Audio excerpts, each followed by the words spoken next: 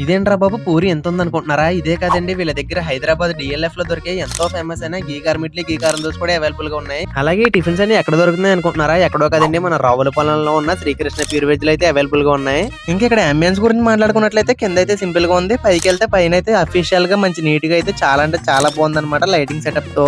అలాగే ఇంక ఈ సుదంత యాప్ మెడలోకి వెళ్ళిపోతే ఇక్కడ మేము ఫస్ట్ గా చెప్పిన ఆర్డర్ వచ్చేసి అయితే పెద్ద పూరి. దీని కాస్ట్ వచ్చేసి 50 రూపీస్ అంట. ఈ పూరి టేస్ట్ అయితే పూరి ముక్కను అలా 2 కర్రీలు పెట్టుకుని తింటే టేస్ట్ మాత్రం అదిరిపోయింది. అలాగే ఇక్కడ నెక్స్ట్ ఐటమ్ వచ్చేసి అయితే గీకారం ఇడ్లీ అనమాట. ఇంకా గీకారం ఇడ్లీని అయితే సగం ముక్క ఎరుపుని సాంబార్లు అయితే పెట్టుకున్నాను లాస్ట్ తిందామని. గీకారం ఇడ్లీ మీద ఫుల్ గా కారం నెయ్యి బాగా వేసారనమాట.